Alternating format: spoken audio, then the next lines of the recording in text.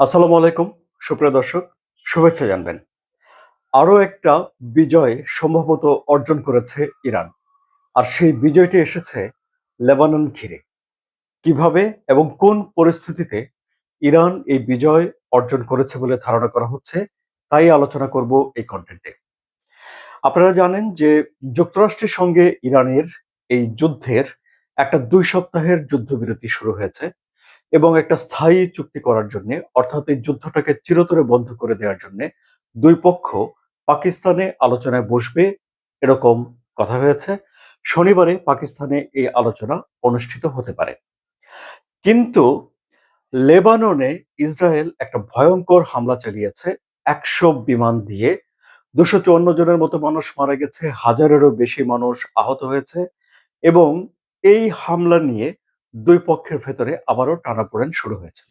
এমনকি Iran Hormuz প্রণালী বন্ধ করে দিয়েছে বলে খবর এসেছিল এবং এখন দেখা যাচ্ছে যে লেবাননে একটা যুদ্ধবিরতির আলাপ আলোচনা শুরু হওয়ার প্রক্রিয়া চলছে।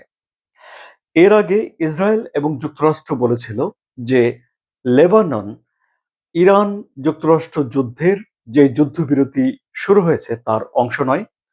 ইরান বলেছিল যে লেবাননের যুদ্ধবিরতি তাদের সঙ্গে যুদ্ধবিরতির অবিচ্ছেদ্য অংশ। এমনকি লেবাননে যদি যুদ্ধবিরতি না হয় তাহলে যুক্তরাষ্ট্রের সঙ্গে আলোচনার কোনো যুক্তি নেই বলেও ইরানের তরফ থেকে বলা হয়েছিল। পাকিস্তানের তরফ থেকে বলা হয়েছিল যে হ্যাঁ, লেবানন এই যুদ্ধবিরতির অংশ। তাহলে দেখা যাচ্ছিল যে একটা ভিন্ন মত ছিল। ইরান বলছে লেবাননের যুদ্ধবিরতি দরকার, যুক্তরাষ্ট্র এবং ইসরায়েল বলছে যে না, লেবাননের যুদ্ধবিরতি নয়, এখানে ইসরায়েল হামলা করবে। ইনফ্যাক্ট বৃহস্পতিবারেও সেখানে কিছুটা হামলা হয়েছে। কিন্তু তারপর এখন যে খবরটি এসেছে সেটি হলো যে লেবাননের প্রেসিডেন্ট বলেছেন যুদ্ধবিরতির জন্য ইসরায়েলের সঙ্গে আলাপ আলোচনার একটা প্রস্তুতি চলছে।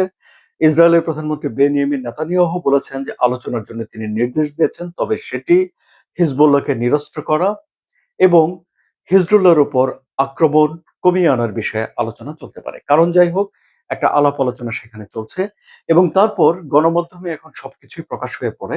গণমাধ্যমগুলো জানাচ্ছে যে বেনিয়ামিন নেতানিয়াহু মার্কিন প্রেসিডেন্ট ডোনাল্ড ট্রাম্পের চাপে এই আলোচনা শুরু করার একটা নির্দেশ দিয়েছেন।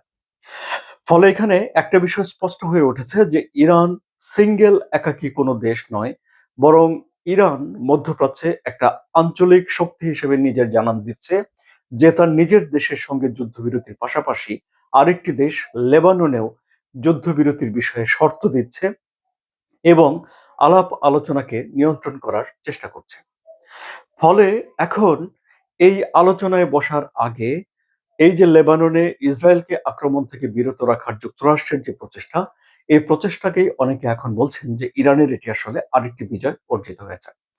এখন যে 10 দফা দেয়া হয়েছে, সেই 10 দফা নিয়ে পাকিস্তানে যে বৈঠক অনুষ্ঠিত হতে যাচ্ছে শনিবারে, সেখানে কি হয় তা কৌতূহল নিয়ে দেখার বিষয়। আলোচনায় যারা অংশগ্রহণ করছেন তারা সবাই হাই প্রোফাইল, অর্থাৎ বড় ধরনের সিদ্ধান্ত নেওয়ার ক্যাপাসিটি তাদের রয়েছে। বিশেষ করে যুক্তরাষ্ট্রের ভাইস প্রেসিডেন্ট যাচ্ছেন আলাপ আলোচনা করার জন্য, তার সঙ্গে আগে যারা আলোচনায় ছিলেন স্টিভেন উইটকফ, জ্যারেড ক্রোশনার, তারাও থাকবেন। আর এদিকে আব্বাস আরাকচি, তার ডেপুটি পররাষ্ট্রমন্ত্রী তো আলোচনায় থাকছেনই, এবারে ইরানের স্পিকার এই আলোচনায় প্রতিনিধি দলের নেতৃত্ব দিচ্ছেন।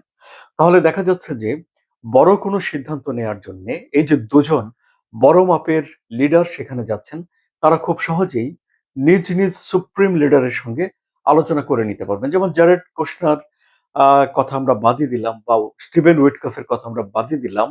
জেডি ভেন্স ভাইস প্রেসিডেন্ট হিসেবে অনেক সিদ্ধান্ত নিতে পারেন, কিন্তু তিনি আবার প্রেসিডেন্টের সঙ্গে যেকোনো সেকেন্ডে সেকেন্ডে যোগাযোগ করতে পারবেন এবং যেকোনো সিদ্ধান্ত তারা দুজনে মিলে নিতে পারবেন। আবার স্পিকারেরও এমন ক্যাপাসিটি রয়েছে যে তিনি ইরানের যারা এখন সর্বোচ্চ ক্ষমতাধর রয়েছেন তাদের সঙ্গে যোগাযোগ করতে পারবেন। সুতরাং আমরা দেখতে পাচ্ছি যে পাকিস্তানে একটা অত্যন্ত পাওয়ারফুল উচ্চ পর্যায়ের একটা বৈঠক অনুষ্ঠিত হচ্ছে এবং যেসব বিষয়গুলো আলোচনার জন্য ইরানের দিক থেকে নির্ধারণ করা হয়েছে সেগুলো অবশ্যই গুরুত্বপূর্ণ, যুক্তরাষ্ট্রের জন্যও বটে। এবং যেসব বিষয়গুলো নিয়ে তাদের ভিতরে বিরোধ ছিল সেসব বিরোধগুলির একটা নিষ্পত্তি হওয়ার মতো একটা আলোচনা সেখানে অনুষ্ঠিত হবে বলে অনেকে ধারণা করছেন।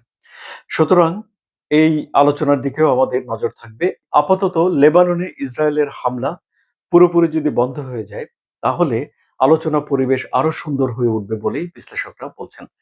সুপ্রিয় দর্শক, মধ্যপ্রাচ্যে এই যে বৃহস্পতিবার দিন গেল, ইরানের তরফ থেকে কোথাও কোনো আক্রমণ করা হয়নি। সুতরাং ইরান একটা যুদ্ধবিরতি যথাযথভাবে কার্যকর করছে, এটি এখন আমরা ধরে নিতে পারি। আলোচনা কেমন লাগলো? যদি ভালো লাগে তাহলে সাবস্ক্রাইব করে চ্যানেলের সঙ্গে থাকুন। ধন্যবাদ সবাইকে।